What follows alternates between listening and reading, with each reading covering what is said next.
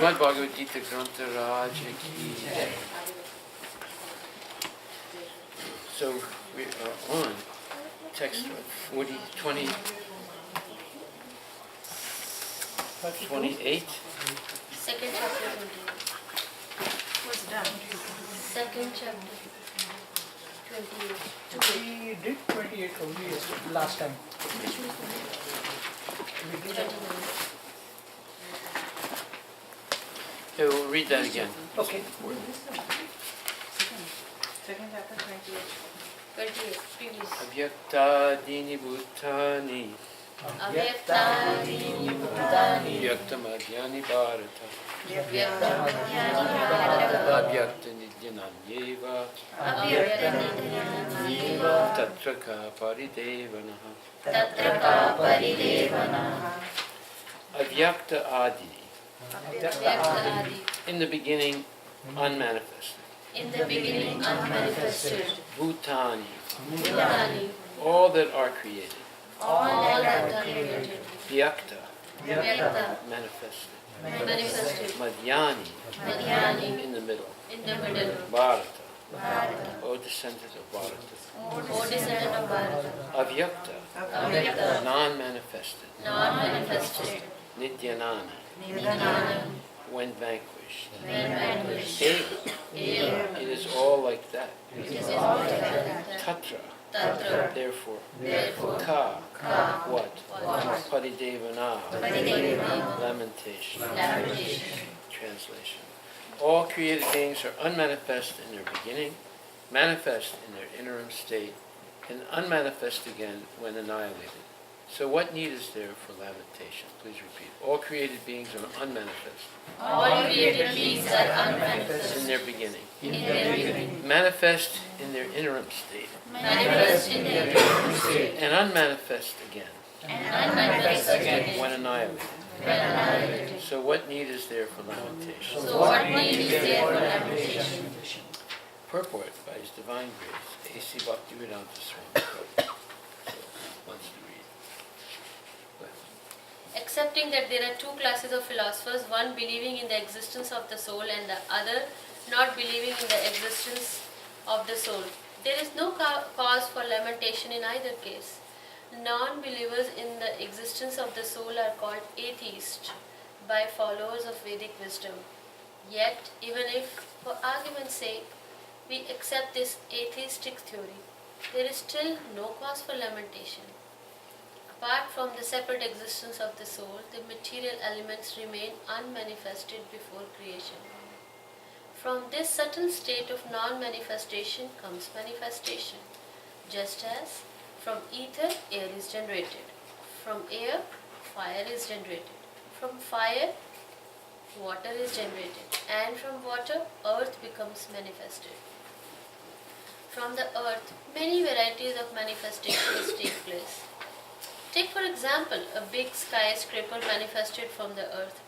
When it is dismantled, the manifestation becomes again unmanifested and remains as atoms in the ultimate stage.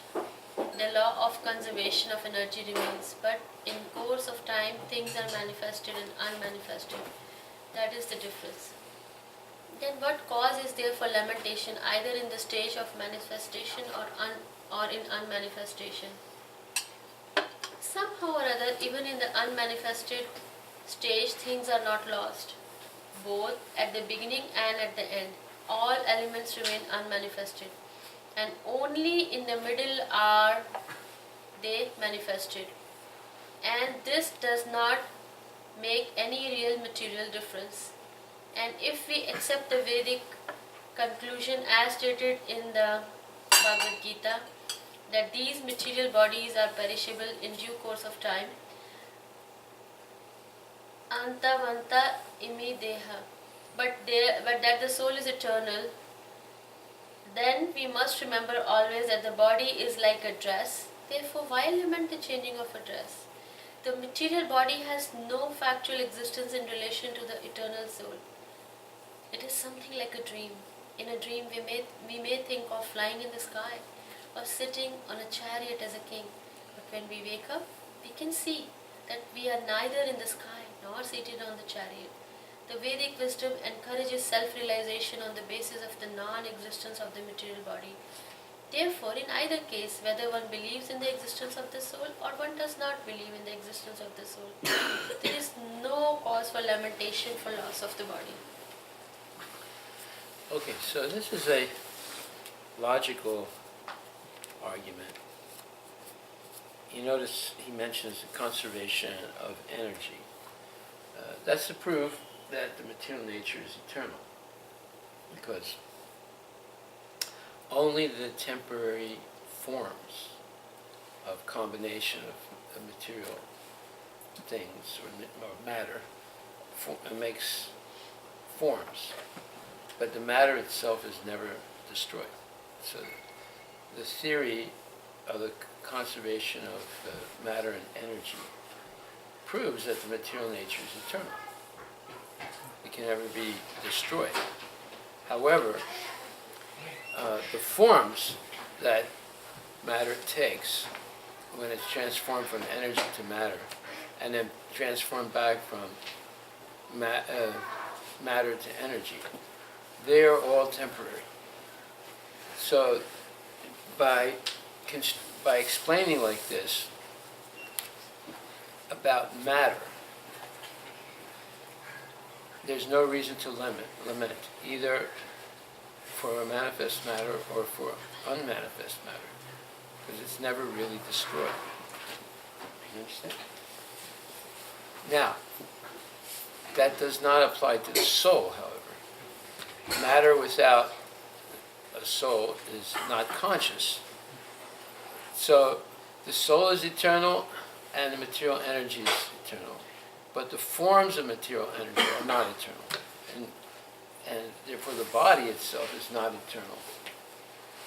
But the energy, material energy, and the soul in the body are both eternal. You see. So people who think that there is only matter, then they have a partial understanding of reality. Everything is made of matter and spirit in the material world. They are not chemically bonded. The matter can cover the spirit or the soul, but they're not chemically bonded. And both are eternal.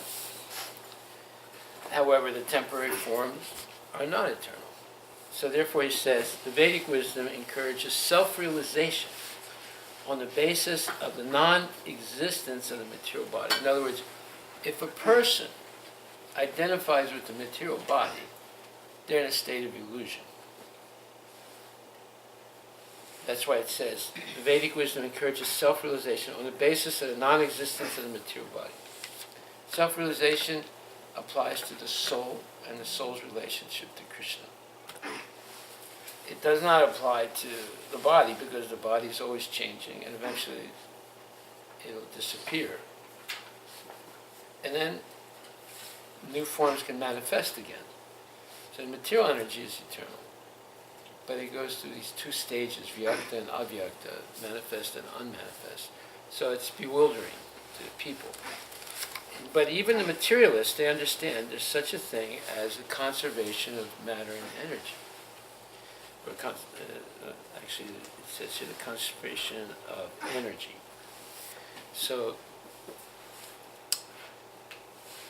why is he focusing on lamentation? Because when you start to lament for something that does not really exist, then you become confused and paralyzed, like Arjuna. He's not able to do his duty. He's lamenting for something that does not really have factual existence. Like, for example, the definition of illusion is to believe that something exists that never existed. It's not that it exists temporarily. An illusion is something that you believe exists but never had any existence. So the fact that I am this body, that was never true at any time. I'm not actually the body. I'm actually the soul in the body. So as soon as a person identifies with the body, they're in a state of illusion. They're believing something that was never true and never will be true in the future. So that's what a real illusion is. And then if they begin to act on the basis of that illusion, they're in a state of, they're deluded, or in a state of delusion. It's just like you see a crazy person, and the crazy person says, oh, there are giant ants in the next room, and if you open the door, they'll come out and eat us. Are there any giant ants in the next room? Huh? Krishna 1? Are there any giant ants? You want to open the door and see? No, I'm pretty sure they're gone. Okay. So, but if I believe that there are giant ants in the next room, therefore I should never open the door, I'm in a state of delusion. And it's affecting the way I act and think. You see. Were there ever giant ants in the next room? No. So I'm believing something that was never true. That's called an illusion. And if I act on it, that means I'm in a state of delusion.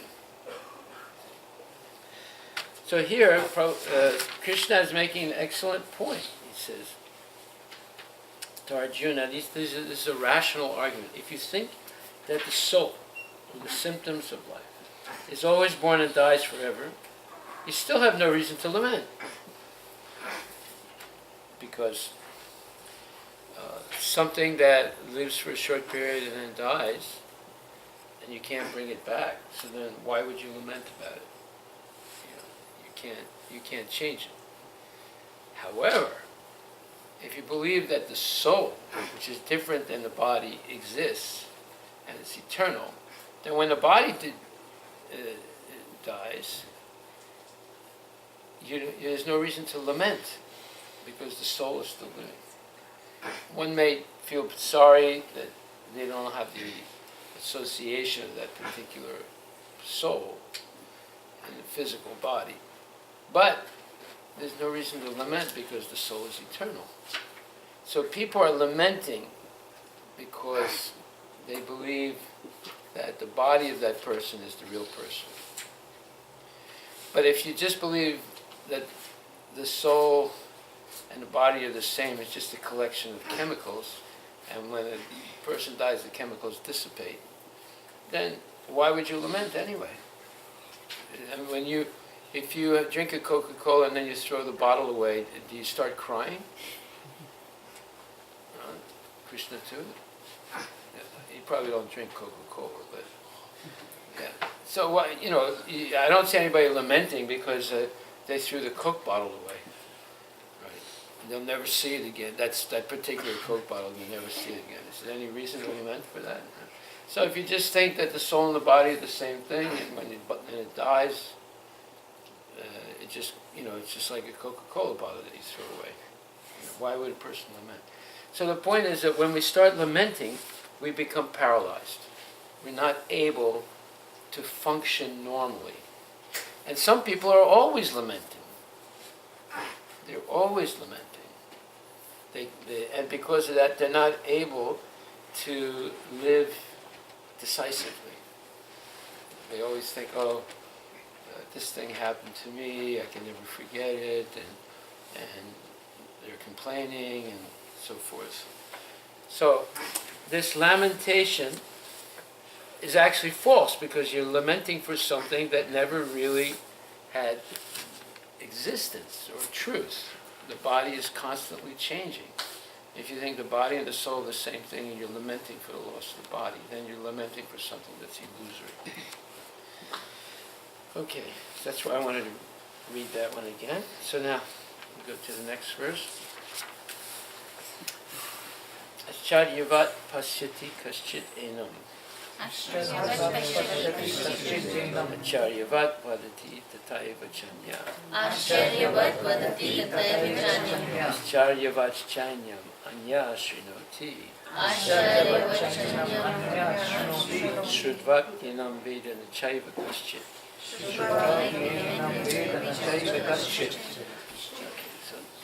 Some look on the soul as amazing. Some describe him as amazing. And some hear of him as amazing, while others, even after hearing about him, cannot understand him at all. So we can repeat that. Some look on the soul as amazing. Some look on the soul is amazing. Some describe him as amazing. Some describe him as amazing. And some hear of him as amazing. Some hear of him as amazing. While others, While others, even after hearing about him, even after hearing about him, cannot understand him at all. cannot understand him at all. This is about 95% of the whole population of the world. They talk about a soul, they hear about a soul, but they really don't understand. They still are attached to the body. And that's one reason why Hindus cremate the body at death. Because the soul is eternal, but the bodily attachment is so strong that if you bury the body, the soul, just like if you do something and then 30 years later you remember it, so your mind is dwelling in the past. So even though a person has died and they're separated from the body, they're still attached to it. In the same way that you did something 30 years ago and you can still remember it, you keep thinking about it. So therefore, when you burn the body and it's reduced to ashes, then you put the ashes in the Ganges. There's nothing there to be attached to. Whereas if you bury the body in a big casket and a big mausoleum on top of it, people, many people are afraid to stay a night alone in a cemetery because they feel as if there's ghosts there, and rightfully so. Rightfully so. There was one man that he said, "This is all hogwash. This being afraid of staying in a cemetery at night. This is nonsense. I'm going to prove it's nonsense." So he went. It was a little bit cold, so he had a large black draped coat on, and he went into the cemetery and he stayed all night. And then finally, when the sun was coming up, he said, "See, nothing happened. This is all superstition." So as he was walking out of the cemetery, he had this long drape, like coat on. It got caught, the back of the drape got caught on some thorns. And as he was walking, it started pulling him back, and he got so scared he had a heart attack and died. He thought it was a ghost trying to pull him back. So, but people get afraid easily. And but the point is, if you were not afraid of a person while they were living, why would you be afraid of the person when they're dead? You have to think about it. Why, Prabhuji? It's so natural. We get scared. But why, if you were not afraid of the person when they were living, why would you be afraid of them when they're dead?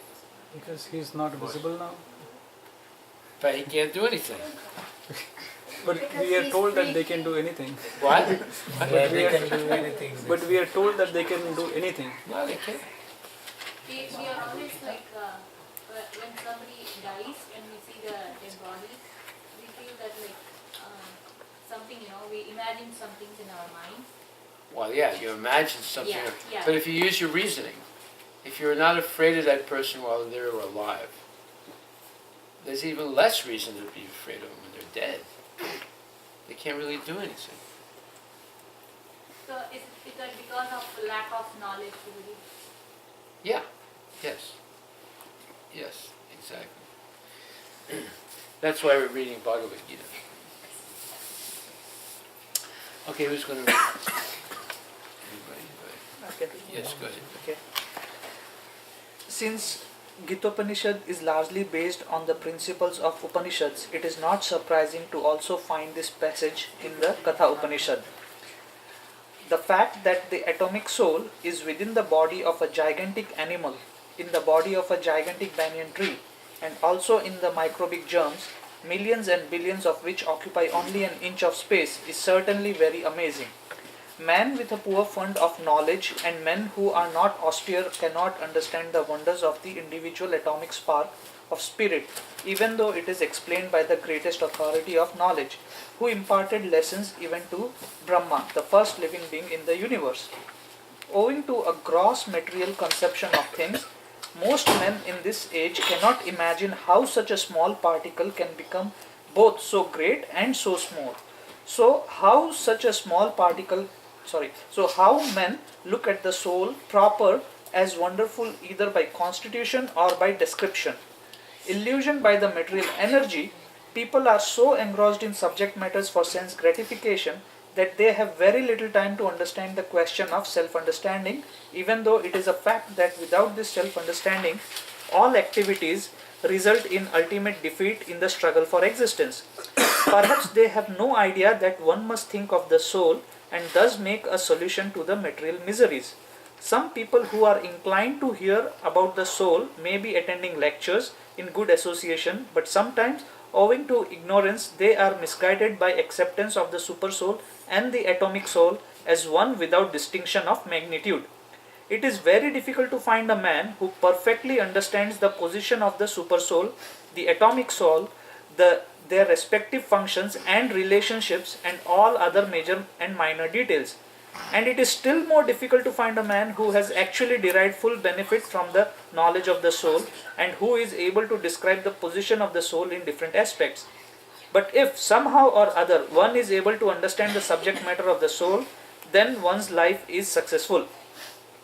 The easiest process for understanding the subject matter of self, however, is to accept the statements of the Bhagavad Gita spoken by the greatest authority, Lord Krishna, without being deviated by other theories.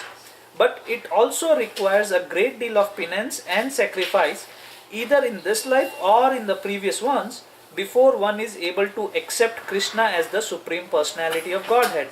Krishna can, however, be known as such by the causeless mercy of the pure devotee and by no other way. So this is a very important verse and purport. And in the beginning, Prabhupada paraphrases a verse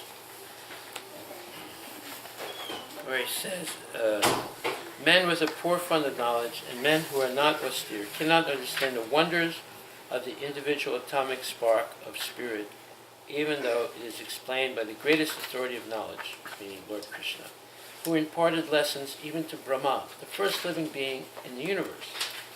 So, this is a verse 1867. Idamte natapaskaya nabhaktaya kadachana nachaksusrusave vachyam nachamamyo yasuyati. This confidential knowledge, it's 1867. This confidential knowledge may never be explained to those who are not austere or devoted or engaged in devotional service, nor to one who is envious of me. So, this verse, 1867, that Prabhupada paraphrased, explains why so few people actually understand Bhagavad Gita and Krishna consciousness. Actually, very few people, even in India. Many people say, I read Bhagavad Gita every day, but do they understand it? And the reason they may not understand, even though they read on a regular basis, or discuss on a regular basis, is because, first of all, this is confidential knowledge. Confidential in what sense? Here it's printed in English, distributed widely all over the world, in many languages, but it's still confidential. Why? Because there is a very high threshold of qualification to understand it. Just like if you buy a book of advanced mathematics, there's no English in it. It's all symbols. Have you ever seen advanced math books? They're all formulas. There are no numbers in there. There are only symbols. Yeah, there's no numbers. There's no English either. They're just symbols, right? Now you can't read it, but mathematicians can read it. They're trained. So it's like a different language. Right? So, in order to read it, they had to study many years. Right? 20, 30, 40 years to be able to read it. And there are mathematical formulas that only maybe 5 people in the world can read it. and understand it. There are mathematical, proofs like that very few people can read it. And there's even more specialized knowledge, so highly specialized knowledge that only a few top mathematicians in the whole world can read those equations. Okay, so what's the high threshold is you cannot explain this confidential knowledge to those who are not austere or devoted or engaged in devotional service, nor to one who is envious of me. Well, that eliminates a lot of people, especially when it says those who are not envious of me. There's so many people in the world today who are atheists and non-believers and demons. They actually don't believe in God. They hate God. So that eliminates those people. And then who are not austere. Well, austere means that one follows the 4 regulative principles. So that eliminates a lot of people. Or devoted, and that eliminates more people. Or engaged in devotional service. Well, there's different levels of devotional service, but basically it's talking about pure devotional service. So let's read that purport, 1867. Who wants to read? Okay, go ahead. Persons who have not undergone the austerities of the religious process, who have never attempted devotional service in Krishna consciousness, who have not attended a pure devotee. That means serve a pure devotee. Or serve, yeah.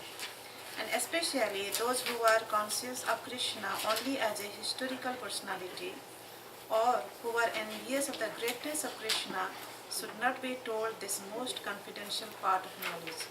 It is, however, sometimes found that even demoniac persons who are envious of Krishna, worshipping Krishna in a different way, take to the profession of explaining Bhagavad Gita in a different way to make business. But anyone who desires actually to understand Krishna must avoid such commentaries on Bhagavad Gita. Okay, so that's very interesting. They take to the profession of explaining Bhagavad Gita in a different way to make business. Okay, in a different way, that means they interpret it according to their own agenda or their own desire. There's a fancy word for that. That's called hermeneutics. I don't know if you ever heard that word. Yeah, it's used by very pompous intellectuals. They go to Harvard, Stanford, and they use words like that. Hermeneutics. It means it's a classic way. Classy way of saying your own speculations. So in here, people make a business. They make money by interpreting in their own way.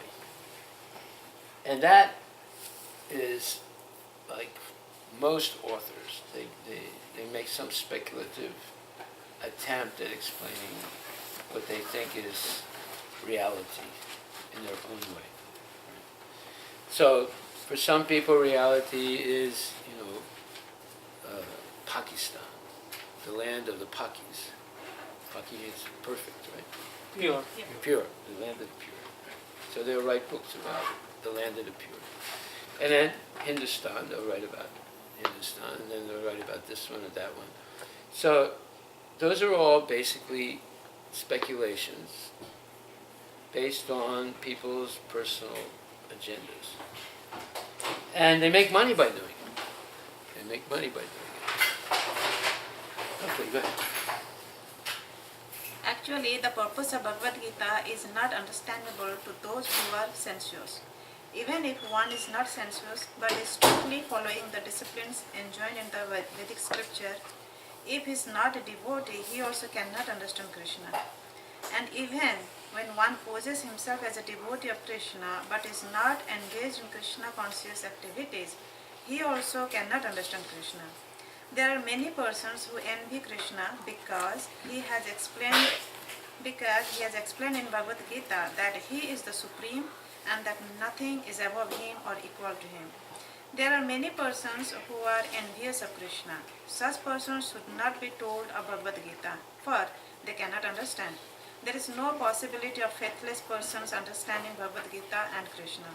Without understanding Krishna from the authority of a pure devotee, one should not try to comment upon Bhagavad Gita.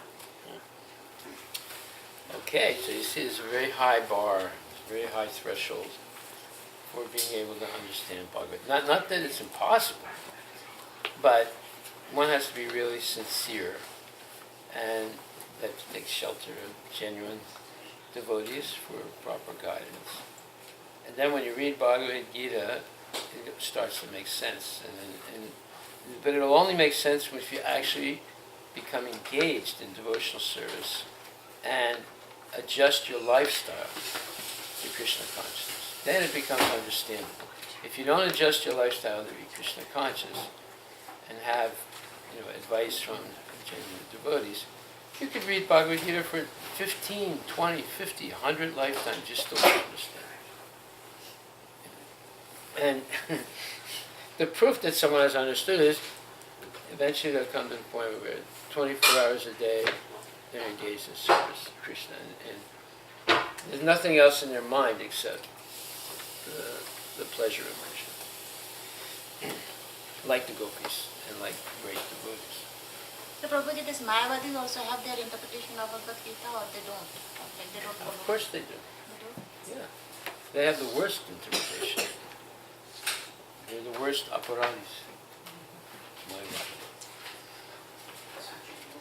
Suresh knows. I don't know anything. Prabhuji, one question about this statement here. Such persons should not be told of Bhagavad Gita, for they cannot understand. I think this is similar to what we have in Shishtastakam too, right? Like, No, there's 10 offenses. 10 offenses. Yeah. So, but when do we know that we are kind of reaching that point? So, let's say for example, Well, if I'm okay, so talking this is to a good friend. question. And you're going to enjoy hearing the answer. It's answered in the Bhagavad. Let's see. It's answered in the Bhagavad Gita. See, you're not supposed to explain Bhagavad Gita to persons who are envious, etc., as you just said. But devotees understand the purpose of Krishna. And because of that, they're willing to take the risk to explain Bhagavad Gita, even in open forums. Like we'll go on the street and like Pooja is selling Bhagavad Gita. She'll stand there 15 minutes explaining to someone Bhagavad Gita, and then they finally take the book. She's very good at it. Well, if you read this, you say, oh, you shouldn't do that, Pooja, You shouldn't be out there on the street with these meat eaters and smoking and drinking and explaining Bhagavad Gita. Well, the devotees are willing to take that risk, understanding that this is understanding the purpose of Krishna. What is the purpose of Krishna? Well, the purpose of Krishna, Paritarayam Sadhanam Vinasaya Chakritam Dharma Samstarpanataya Sambhavana Ramaya. Whenever there's a decline in religious practice, a concomitant rise of their religion, at that time Krishna appears to deliver the devotees, to annihilate the demons, and to reestablish the principles of religion. So, why is he doing that? Because he wants people to come back to Godhead. He wants us to come back to Godhead more so than we want. So therefore, he's sending his pure devotees. Sometimes he comes himself. He's leaving behind the Bhagavad Gita. He's giving the Srimad Bhagavatam. He's doing everything to convince people to give up attachment to the material world, transfer their attachment to him, and engage in devotional service. And he's guaranteeing that they'll be free from the cycle of birth and death and so forth. Okay, so the devotee understands this. This is really the heart of Krishna. Therefore, the devotee is willing to take a risk of violating this principle. I think it's the ninth offense against this, against the holy name, to explain the glories of the Lord to non-believers. Okay, so Prabhupada explains this. I'm just trying to figure out where he says.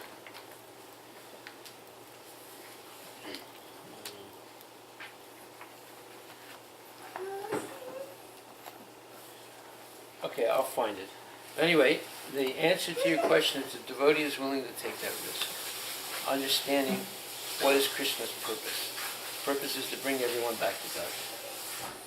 So he'll take the risk of preaching even to people who may be envious. But because the devotee is trained, he will not say anything to agitate that person. So therefore, you have to be expert to be able to do it. And if you're not expert, better not do it. Because otherwise you can antagonize the person and they'll get even more against you. Yeah. But in one way, Prabhuji, pure devotees are so compassionate, they really feel the pain of all these their suffering and all. So they want to extend all the help they can. Yes. So that's why they go to every extent to Yes. talk about Krishna. Exactly right. But if you are not in control of your mind and your senses, you can alienate people also. So it should be only people, devotees who are very expert in how to present things. See, it's just like a doctor. If he misdiagnoses the sickness of a person and gives the wrong medicine, he can kill them. It happens all the time. So in the same way, if your purpose is to help bring someone to Krishna consciousness, but you're not expert in how to do it, then you can turn them away. So, therefore Lord Chaitanya said, Apani Achari Bhakti Sikaima Sikari. In other words, first become perfect, meaning you control your mind and your senses, and then preach. Because if you're not in control of your mind and your senses, and you preach, and someone says something and you get angry, then you can get into a fight with that person, right? And so you want to save this person, but actually you're actually alienating them. Okay. So.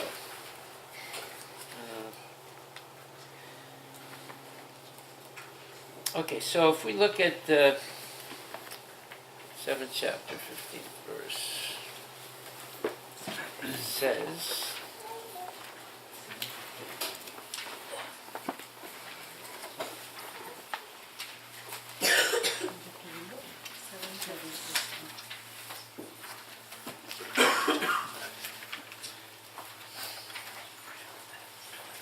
okay, it says here,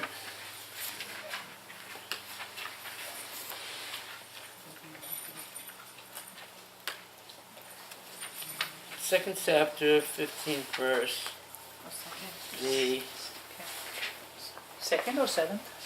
the 7th chapter, 15th verse. Okay, so in the second paragraph it says, the atheist plan makers are described here by the word duskritina, or miscreants. Kriti means one who has performed meritorious work. The atheist plan maker is sometimes very intelligent and meritorious also, because any gigantic plan, good or bad, must take intelligence to execute. But because the atheist brain is improperly utilized in opposing the plan of the Supreme Lord, the atheistic plan maker is called duskriti, which indicates that his intelligence and efforts are misdirected. In the Gita, it is clearly mentioned that material energy works fully under the direction of the Supreme Lord. It has no independent authority. It works as the shadow moves in accordance with the movements of the object. but still material energy is very powerful. And the atheist, due to his godless temperament, cannot know how it works, nor can he know the plan of the Lord, of the Supreme Lord. Okay, so what is the plan of the Supreme Lord? The plan of the Supreme Lord is that he's giving everyone a chance in material world to come back to Godhead. Right? That's his plan. You can engage in sense gratification according to the Vedic rules, and if you do like that, then gradually you lose attraction to sense gratification and build up attraction to Krishna.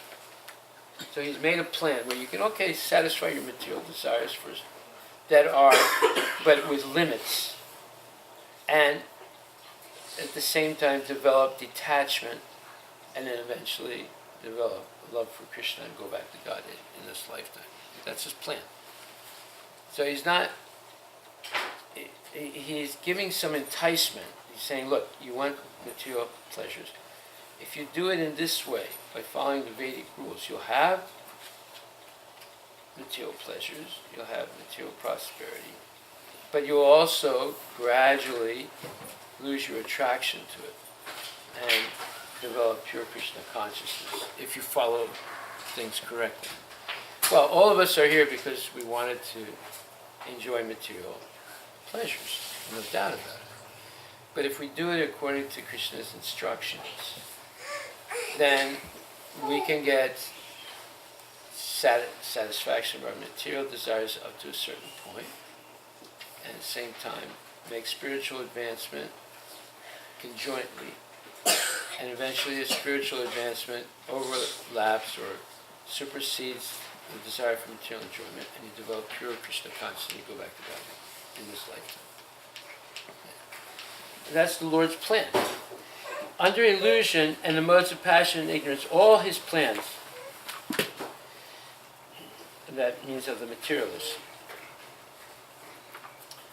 all his plans are baffled, as in the case of Hiranyakashipu and Ravana, whose plans were smashed to dust, although they were both materially learned as scientists, philosophers, administrators, and educators.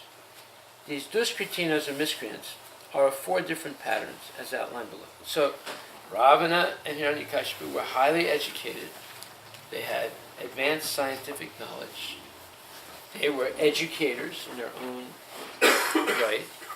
They were proliferating or propagating a philosophy of life and so forth.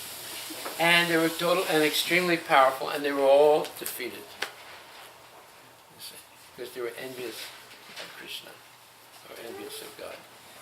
So all the materialistic, atheistic plan makers are undoubtedly very intelligent people. But they're considered duskritinos, miscreants. Because Prabhupada says the atheist brain is improperly utilized in opposing the plan of the Lord. The atheistic plan maker is called duskriti, which indicates that his intelligence and efforts are misdirected. Now, I would say almost all educators today are duskriti. They're misdirected miscreants, giving false information.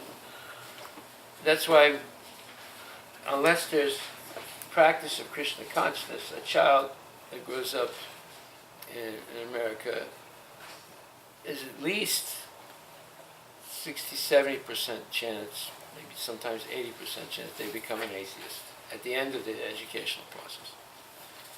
And this is for sure in India. This is for sure. Because in India, you have impersonalist schools of philosophy also. That's also atheism.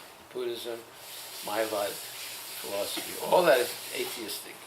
But it's under the title of religious in India. So it's even worse in India. Okay. So the devotee will take the risk to approach such people and try and convince them to give up their atheistic nonsense or impersonalist nonsense and take the devotional service. But they'll do it in a very gradual way. Now, if you're a pure devotee, you can be more abrupt. Like, for example, Bhaktisiddhanta Saraswati Thakur, he was called the Lion Guru. Not lying, but lion. He was such a powerful speaker that anyone would be overpowered by him. He was so powerful. And Madhvacharya was like that too. He was physically powerful and philosophically invincible. Right? And he was physically powerful also. One time he was attacked by a large group of dacoits. He killed them all. Yes. He killed them all. But single-handedly. He was a very powerful person. A large group of what? Dacoits, they're criminals in India. Dacoit is a very criminal in India. You never heard the word dacoit?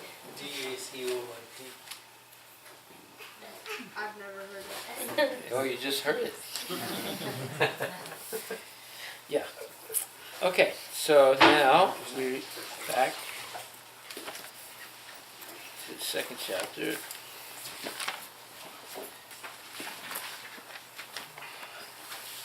Which is a little bit follow-up question. Yeah. So for us, like a new preacher, I would say, like for me, at least for Then my you only example, say what you know. But Don't try and say something you don't know. Someone asks you a question, you don't know the answer, you say, I don't know. I'll ask some other people and I'll get back to you. So if you know, please chant Hare Krishna, and you'll be happy. Okay, if that's all you know, fine, that's all you say. And Bhagavad Gita has all the truth in it to make you happy, and you can go back to Godhead in this lifetime. Okay. As long as you say it with sincerity and you believe in it yourself, you can convince people. But if you try and say things or explain things that you don't know, then you get mixed up and they think, oh, you don't know what you're talking about. So even a little child can preach as long as they say what they know. And what they don't know, they say, well, I'll ask more the senior people and come back with the answer. But how do we make sure we don't agitate them? As you mentioned, like you better not agitate them, and then Don't say anything that's agitating. Let me give you a hint. If you're expert at agitating your husband, then you will not be able to say things that don't agitate. You will not be able to say things that successfully convince another person because you became expert at agitating. Right? You have to not agitate anybody. Then you can successfully preach. You have to know how to say things, satyam priya hitam.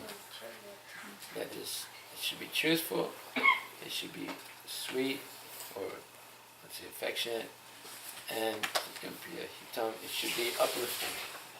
Those are three elements of austerity of speech. Okay, now if we look at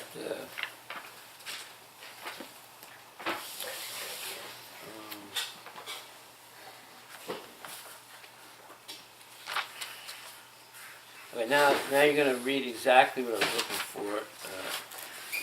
18th chapter, verse 71.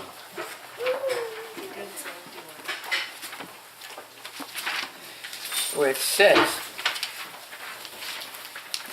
in the 67th verse of this chapter, the Lord explicitly forbade the Gita's being spoken to those who are envious of the Lord. In other words, Bhagavad Gita is for the devotees only, but it so happens that sometimes a devotee of the Lord will hold open class, and in that class, not all the students are expected to be devotees. Why do such persons hold open class?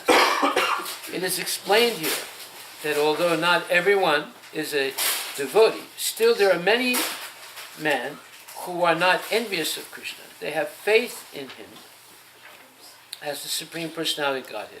If such persons hear from a bona fide devotee about the Lord, the result is that they become at once free from all sinful reactions, and after that attain to the planetary system where all righteous persons are situated. Therefore, simply by hearing Bhagavad Gita, even a person who does not try to be a pure devotee attains the result of righteous activities. Thus, a pure devotee of the Lord gives everyone a chance to become free from all sinful reactions and to become a devotee of the Lord. Okay, so then, if we look at 329,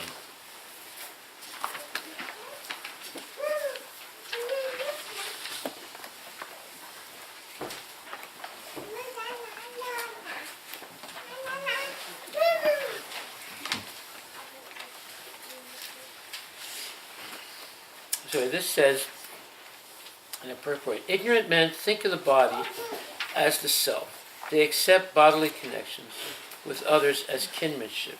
The land in which the body is obtained is their object of worship, and they consider the formalities of religious rituals to be ends in themselves. Social work, nationalism, and altruism are some of the activities for such materially designated persons. Under the spell of such designations, they are always busy in the material field.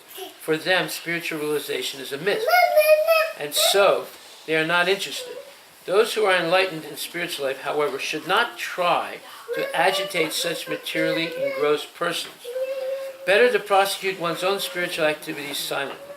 Such bewildered persons may be engaged in such primary moral principles of life as nonviolence and similar materially benevolent work.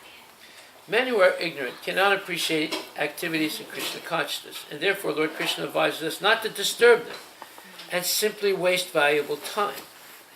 But the devotees of the Lord are more kind than the Lord, because they understand the purpose of the Lord. Consequently, they undertake all kinds of risks, even to the point of approaching ignorant men to try to engage them in the acts of Krishna consciousness, which are absolutely necessary for the human being. So this was the quote I was looking for. They'll take the risk, understanding what the purpose of the Lord is. Okay. They undertake all kinds of risks, even to the point of approaching ignorant men to try to engage them in the acts of Krishna consciousness. Therefore, the devotees sometimes are more kind than the Lord himself. See? That's why if you become a preacher of Krishna, right away you're going to have enemies, because there are people who are envious of Krishna. And if you're representing Krishna, they're going to be opposing, right? But if you are expert and devotee and you're patient, you can eventually bring such people to Krishna consciousness. It's possible. But you should not do it by agitating them. You should do it by being very tolerant and patient, and just give incremental amounts of Krishna consciousness. If you give too much, you'll kill the person, make them really angry. Right? A little bit here, a little bit there. You know. If nothing else, just give them prasadam. But if you say it's prasadam, they won't take it. Yes. So, you say, oh no, this is something with the recipe of my grandmother. Something like that. If you say it's prasadam, I offer it to the Lord, they won't take it. That's how demoniac they are. Okay. So now we'll go back to the second chapter. So we read this purport, right? We read the whole purport of 229. Okay, let's go over this second paragraph of that purport. It says, some people are inclined to hear about the soul. Some people who are inclined to hear about the soul may be attending lectures in good association, but sometimes, owing to ignorance, they are misguided by acceptance of the super soul and the atomic soul as one without distinction of magnitude. What is that called, that philosophy? Accepting Jiva and Paramatma as one, without distinction. It's Mayavad philosophy. Right? And as I've said oftentimes, up to 95% of gurus that come from India are Mayavadis. Even some Vaishnavas are Mayavadis, which is hard to believe, but they are. So how do you know? Well, if someone is a pure Vaishnava, they would not worship demigods equally as Narayana or Krishna or Rama. But if they do, they're doing it basically for money and taking advantage of people who are not properly educated. Is there a way of worshiping demigods? Yes, there is. Just like one family here, they came to talk to me privately and they said, nobody here but in our community, they said, Prabhu, all our life, until we met ISKCON devotees, our mothers, fathers, grandparents, great-grandparents, the whole, family dynasty, we're always worshiping the Devatas. But here, you guys are teaching you shouldn't worship the Devatas. And when we invited you to our house, we were afraid that you were going to criticize our altar, but you didn't. We got surprised that you didn't do that. And so what should we do? Should we get rid of all the Devatas and just worship Krishna? I said, no, you don't have to do that. He said, really? But that's what you guys are preaching. I said, look, there's a proper way of worshiping the Devatas. And there's an improper way. If you worship the Devatas, Ganapati, Mata, Shivaji, and so forth, Sai Baba, this one, that one, whatever. I said, if you worship them equally with Krishna, that is aparadha. But if you worship Krishna and then offer Krishna's prasadam, right down the line, you can start with Shiva, go all the way down to your grandparents if you want, And there's nothing wrong with that. There's nothing wrong with that. And that's a proper way of worshiping the Devatas. And at that time, the Devatas become like a guru and help you understand the supreme position of Narayana or Rama or Krishna or Nrsimhadev, right? But if you worship them equally, then not only you're committing an aparadha against Narayana and Krishna and so forth, but the Devata will give you material benefits by which you become more attached to material life. More attached. And meaning that there's no hope for you to get out of the cycle if it wasn't done, at least not in this life.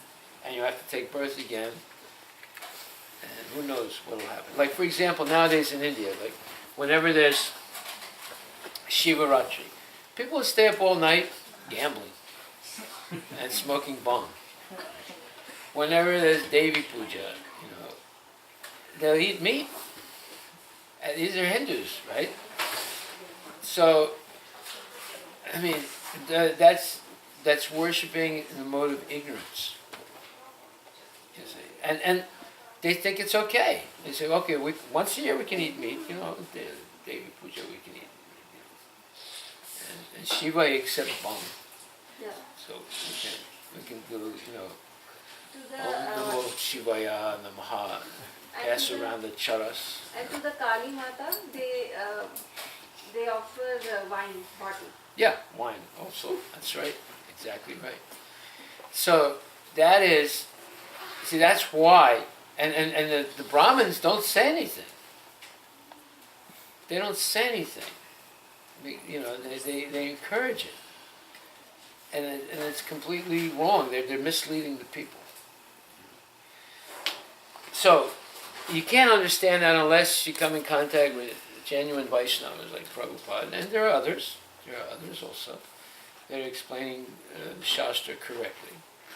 But if we get mixed up with Mayavadis see Yatamat Tatapat. Their philosophy is anything you think is valid. Well, anything you think is valid, is that right? In other words, any speculation you make, we're going to accept as valid? That's nonsense. But, they've made a special agreement amongst themselves that, look, whatever nonsense you say, I'll accept, as long as you accept whatever nonsense I say. So they work together like that. See, they're all buddies because they're all in the business, right? right? And there's so many people in India, there's so many customers. There's plenty of room, it's not like Walmart or Amazon's taking over the whole thing, There's too many people. So everybody has a little piece of the pie, and they all agree with each other, right? Yatamat tatapat, whatever you say is okay, as long as whatever I say is okay. They don't criticize each other. So then, because they don't like the Vaishnavas, because the Vaishnavas will criticize them. And they said, this is nonsense, Yatamat tatapat. Nobody believes that. Only goofy people believe things like that. But most people are bewildered. So here it says, it is very difficult to find a man who perfectly understands the position of the super soul, the atomic soul, their respective functions and relationships, and all other major and minor details. And it is still more difficult to find a man who has actually derived full benefit from knowledge of the soul, and who is able to describe the position of the soul in different aspects. But if, somehow or other, one is able to understand the subject matter of the soul, then one's life is successful. And on the other hand, in the previous paragraph it said, illusioned by the material energy, people are so engrossed in subject matters for sense gratification that they have very little time to understand the question of self-understanding. Even though it is a fact that without this self-understanding, all activities result in ultimate defeat in the struggle for existence. So here we have two diametrically different positions. The people who are preoccupied with sense gratification, they will have ultimate defeat in this life. And the people who take the time to understand the difference between the Jiva and Paramatma and Krishna, Bhagavan as the source of Jiva, Paramatma, and Prakriti, the material creation, and can explain all these things and understand them properly, and because of that engage wholeheartedly in the service of Krishna, they will have ultimate success. So, I remember many years ago, maybe close to 50 years ago, when I was a new devotee, every night we would go to the South Hall neighborhood in London, where there was a large Indian community. We'd go door to door. So one night, we opened the door and said, Hare Krishna, we're from the Hare Krishna temple in London, and we'd like to talk to you about Krishna. So, sometimes people would let us in, sometimes they'd say, get away, but most people would be generally, understanding. So this one family let us in, and they said, oh, you have to meet our grandmother, she's like you guys. And we didn't understand what they meant. They would say, well, come on upstairs. So the whole family was downstairs watching television. So we go upstairs, and they open the door of a bedroom, and there's the grandmother there, right? And as soon as she saw us, she was Gujarati, as soon as she saw us, she smiled and she bowed down. Now, I was a brand new devotee, I was like a little frightened, why is she bowing down to me? You only bow down to Krishna, No, she bowed down, and we couldn't speak Gujarati, she couldn't speak English, but she said, sit down here, she pointed to her bed, and then she opened up the cabinet, and there was her deities there. And she looked at us and smiled, and then she could see we didn't understand what she wanted us to do. Then she got some kartals and gave us the kartals, and then we understood she wants us to do kirtan. So we sat down and we did kirtan for about a half an hour, and she was clapping and singing and enjoying it very much. And then she got up and did arti, and then we stood up, and it was a small bedroom, but we understood what she was doing. And then she said, pravachan. Now, one other person who was with me, he understood what she meant. So she wanted pravachan. So he said she wants us to do Bhagavad Gita class. I said, but how's she going to understand? She said, it doesn't matter. So we did a Bhagavad Gita class. She sat there and listened. She didn't, and it took about another half an hour. And then she gave us a little bit of prasadam that she had. So then her son came up and he said, oh, she's enjoying you guys. You know. So they all stayed down and watched television. Right? So now you could see there was a huge divide between the grandmother's culture and her children and her grandchildren's culture. Although the grandmother was, I would say, a pure devotee, right? But she was not able to transfer that to her own kids. She must have tried, obviously, but somewhere along the line it sort of fell down. And then the grandkids were even worse, right? So then we realized that here's a lady, she's actually a pure devotee. She's just a simple grandmother, but she had imbibed the whole culture. And we realized that what Prabhupada had given us was the same thing. The original culture of Sanatana Dharma. So that whole thing was very eye-opening to me.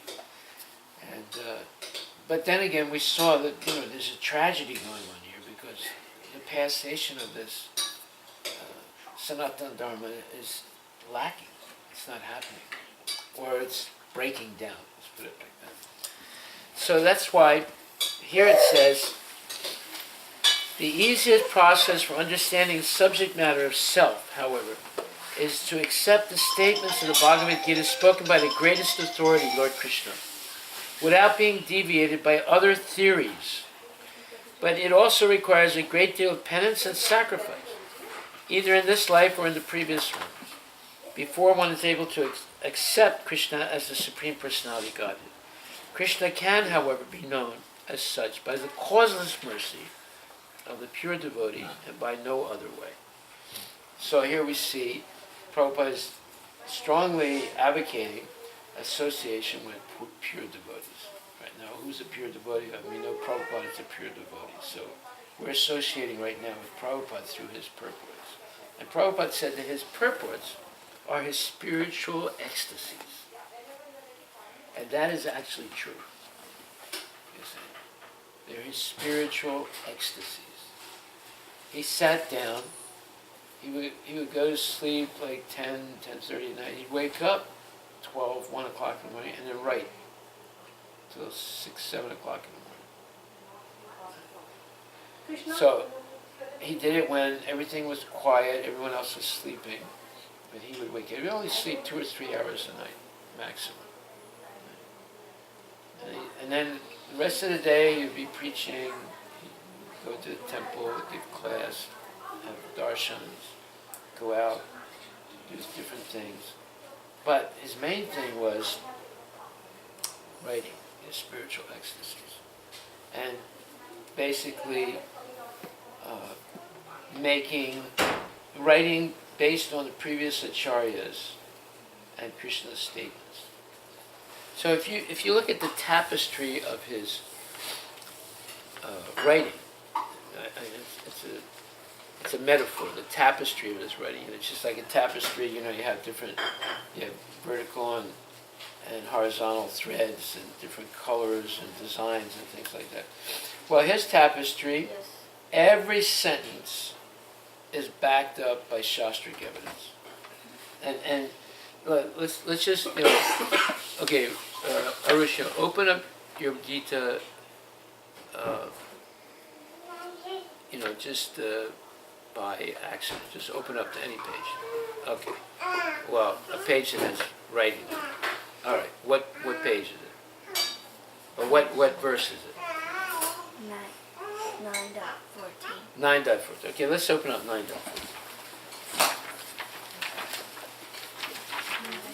14. 9.14. Okay. So this is a very good verse. Satatam pritayam tamam chitam tas chadritavataha namasyam tas tamam bhakta nityuta upasate. Always chanting my glories, endeavoring with great determination, bowing down before me, these great souls perpetually worship me with devotion. Now we're going to do a little experiment. We're going to look at the tapestry of how Prabhupada is writing. Okay. So it says, the Mahatma cannot be manufactured by rubber stamping an ordinary man. Okay. His symptoms are described here. A Mahatma is always engaged in chanting the glories of the Supreme Lord Krishna. Okay, so that is the previous verse. Mahatmanas tamam partha daivim praktimasritaha bhajanti ananya manasa gyatva bhutanim abhyam. Those who are not deluded, the great souls, are under the protection of divine nature. They are fully engaged in devotional service because they know me as the Supreme Personality of Godhead, original and inexhaustible. So he's basically saying that a Mahatma is always engaged in chanting the glories of the Supreme Lord, the Personality of Godhead. And he cannot be manufactured by rubber stamping an ordinary man. So rubber stamping an ordinary man means you put a stamp on his forehead. It says, Mahatma for rent. Or Mahatma. Right? So that doesn't make him a Mahatma just because you rubber stamped it. I met one guy once. He said, you know who I am? I said, no, I don't know. You don't know who I am? I said, no. I didn't. You don't know? I said, look, I don't know who you are. He said, well, I'll show you who I am. He took his wallet out, took a card out, had his picture on it.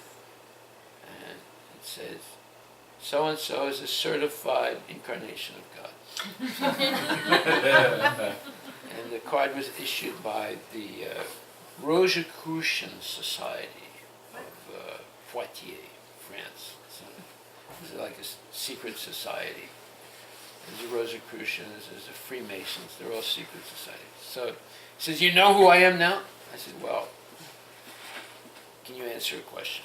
I said, what question is that? I said, how did you become God? I said, well, I did a little bit of yoga, I smoked some marijuana, and I saw one video by so-and-so, and I became God. I said, that's proof that you're a nonsense. Because you don't become God. God is always God. So you have not become, and you don't become God by smoking marijuana or by doing some yoga. So, I said, now there's the door, just walk out the door. So, you see, this rubber stamping a person is not the way someone becomes a Mahatma. Okay, so then, basically, he's paraphrased that verse. He has no other business. He is always engaged in the glorification of the Lord. In other words, he is not an impersonalist. Yeah.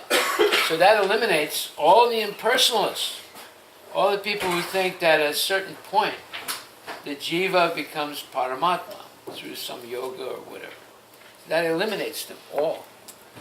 And that probably eliminates, I don't know, 9/10 of the Hindus, at least. Because they're all, they've been taught impersonalism. When the question of glorification is there, one has to glorify the Supreme Lord, praise His holy name, His eternal form, His transcendental qualities, His uncommon pastimes. Well, we would have to go to the Srimad Bhagavatam, but there's a verse exactly like that. The Srimad Bhagavatam explains how to pray to the Lord, or glorify the Lord.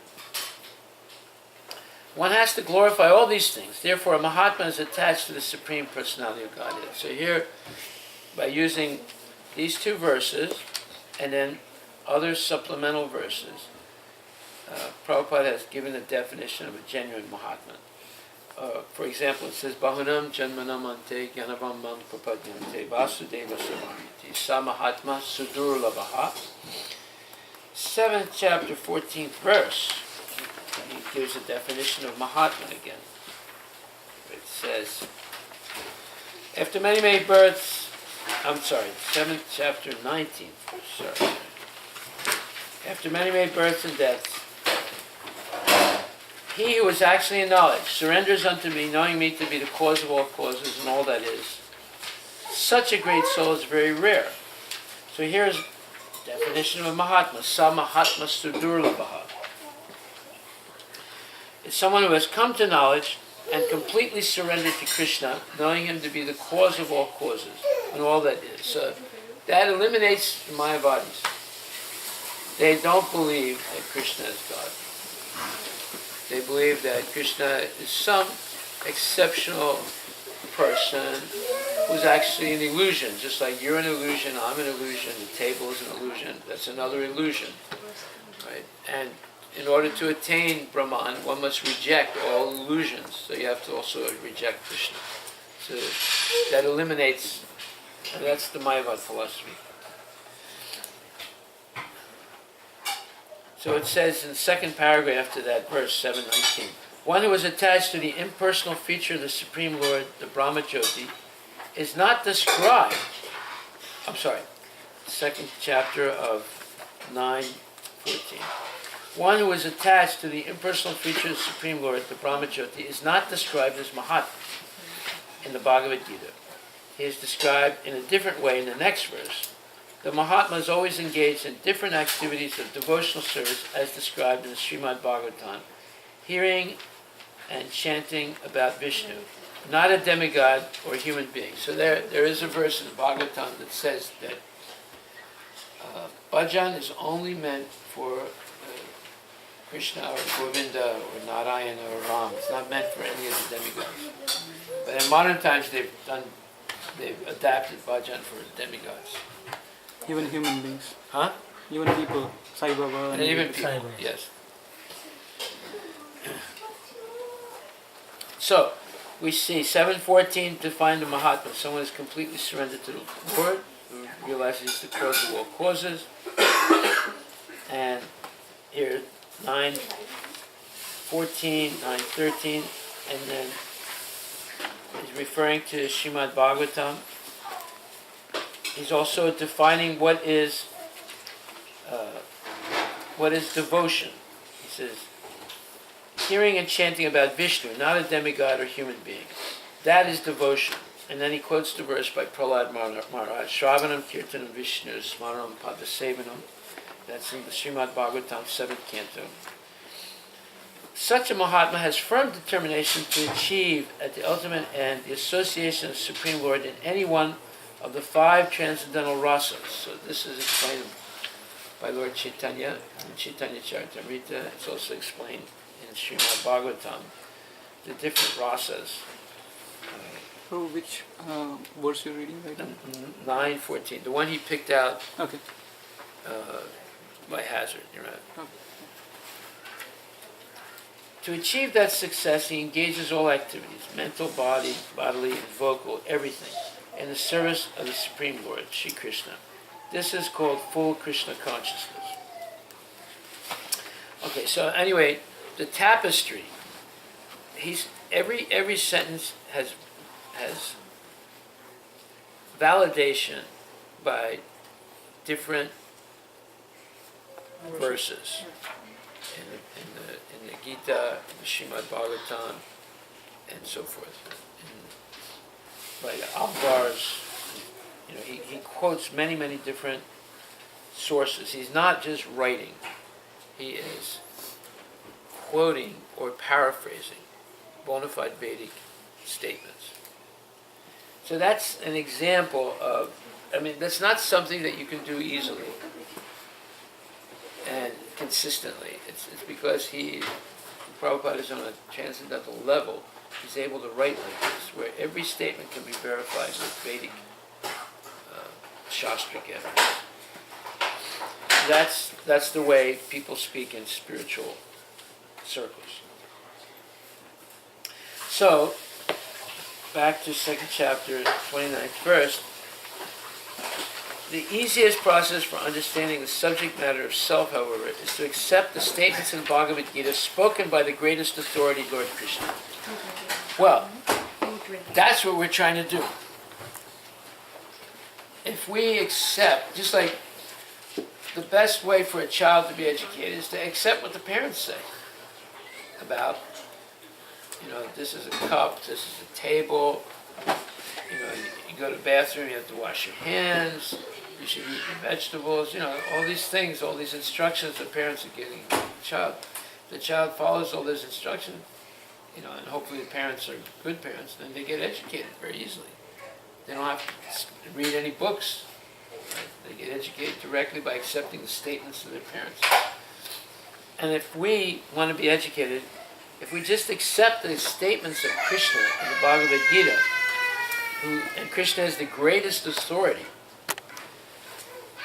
and not be deviated by other theories, like impersonalism, and empiricism, and rationalism, so many theories, communism, socialism,